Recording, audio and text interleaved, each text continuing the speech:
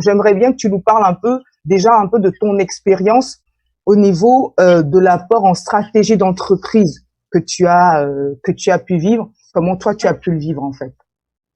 Pour voir un peu cet impact et le pas que moi j'y ai trouvé, juste un petit retour arrière. Effectivement, cette expérience, elle est issue du monde du salariat pendant plus de 20 ans dans un grand groupe d'assurance, au sein notamment de direction RH et plus particulièrement de direction de la formation en tant que conceptrice pédagogique, animatrice.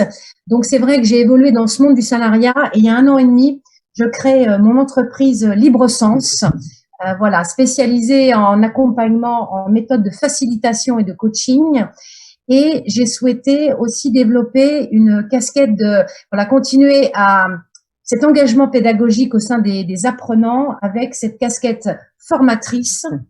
Et ce projet m'a amené pas à pas à souhaiter vraiment modéliser mon organisme de formation, que LibreSens puisse être estampillé, reconnu et voilà, après me présenter auprès des clients avec cette proposition de valeur en tant qu'organisme de formation. Et là, mon questionnement a été immédiat de se dire, moi j'ai l'habitude de travailler en collectif et j'ai eu le besoin de me faire immédiatement accompagner. Voilà. Donc voilà, je n'ai pas souhaité réaliser ce chemin seul. J'ai souhaité être accompagnée par des gens d'expertise qui pouvaient jalonner en fait ce parcours quelque part de professionnalisation vers l'organisme de formation. C'est pourquoi j'ai fait appel à une coopérative et que j'ai choisi Adjez. Voilà, donc ça c'est ce qui m'a fait cheminer vers le pourquoi d'un accompagnement professionnel. La genèse en tout cas. Oui. Exactement. Et dans cette mise en place d'un organisme de formation, effectivement, moi j'avais 3 besoins: un accompagnement en stratégie d'entreprise, puisque nouvellement quelque part indépendante, nouvellement entrepreneur. J'avais besoin d'un accompagnement sur la stratégie de vente et la négociation client, quelque part des propositions de formation. On n'est plus dans une entreprise, on va démarcher des clients, des écoles, des universités. Et le 3e point qui m'était indispensable, c'est quelque part avoir une bonne visibilité, une bonne compréhension de la stratégie de prix dans cette thématique de la formation professionnelle. Et là, justement, on a donc dû démarrer par déjà trouver ta plus-value à toi. Exactement. Ce que tu apportes en termes de différenciation, qui a donc ensuite été décliné en un programme déjà, une belle cartographie de mise en place et ensuite décliné en un programme phare qui va en tout cas pouvoir te conduire pendant au moins 2021, 2022, pendant toute cette période assez spécifique sur les 3 prochaines années où tu vas vraiment pouvoir te bâtir cette casquette d'expert en fin de compte. Tout à fait. Et ce qui est intéressant dans la proposition que vous m'avez faite, c'est quelque chose de modélisant et de structurant par rapport à quelque part cette stratégie d'entreprise. C'est de se dire, on arrive certes avec un profil multicasquette, multi-thématique de formation, et il y a un moment, comment est-ce qu'on converge vers quelque chose sur lequel on a une réelle plus-value, qui correspond aussi à des attentes de marché, à des attentes de pédagogie actuelle, c'est-à-dire vous m'avez apporté quelque part cette expertise, cette compréhension des besoins actuels que moi je pressentais bien évidemment, mais qui avaient besoin d'être plus détaillés et quelque part orientés. C'est ça. Et dans nos conversations, au vu moi de mon profil, de mon expérience, on a travaillé sur des thématiques.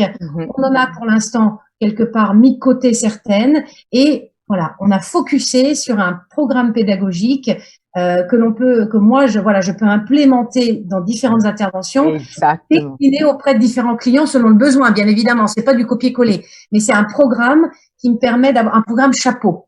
Exactement. Donc tu as vraiment ce qu'on appelle un cœur d'expertise que tu vas ensuite bien sûr adapter aux besoins en fonction des spécificités finalement des besoins de tes clients.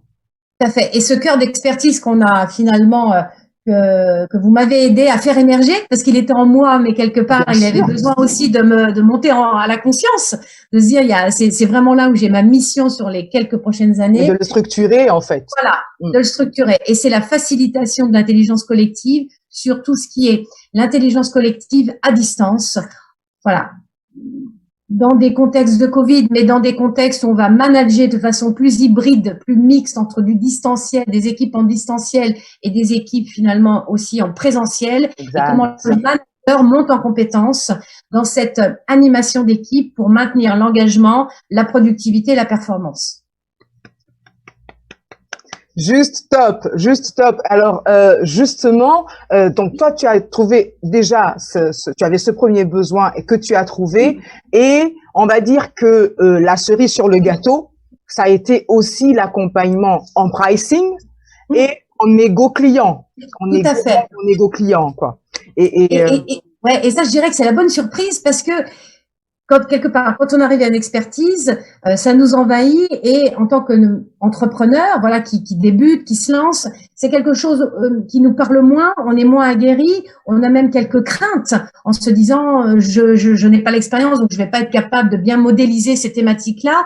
Et là, moi, j'y ai trouvé de la rassurance de votre part, en ce sens que il y a eu de la montée en compétences. Vous m'avez fait un accompagnement de formation, de montée en compétences sur la stratégie de vente, la négo client en termes de formation professionnelle. Hein.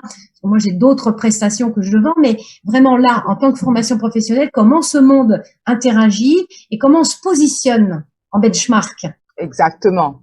Exactement. Parce que oui, il faut quand même avouer que tu es aujourd'hui eh bien positionné sur un secteur à forte valeur ajoutée. Complètement. À forte valeur ajoutée, à forte expertise. Donc forcément, il y a quelques créneaux et quelques automatismes, quelques réflexes métiers à avoir. Ensuite, bien sûr, comme tu parles de montée en compétences, très intéressant parce que du coup, naturellement, grâce à ça, tu vas pouvoir implémenter et décliner et adapter également sur tous tes autres produits, en équipe coaching. Voilà, je me permets d'en parler un peu quand même. Et oui, voilà, en équipe coaching, en accompagnement, management. Et ça, c'est vraiment top. C'est vraiment top. C'est très vertueux parce qu'on sème des graines sur une thématique qui pousse après sur les autres thématiques. Et donc, on se sent plus fort, on se sent voilà plus ancré, plus quelque part, on est mieux armé pour aller quelque part, plus que vendre, c'est aller incarner ce qui nous anime et faire des belles rencontres avec des clients. En tout cas, merci beaucoup Ingrid. Et évidemment, je n'ose même pas te demander si tu recommandes à Jess parce que je t'ai vu déjà à l'action en train de recommander à Jess à d'autres personnes que tu connais autour de toi, d'autres professionnels et dont le profil bénéficierait vraiment de ce type d'accompagnement. Donc vraiment merci beaucoup merci à Jess en tout cas pour ce bel accompagnement.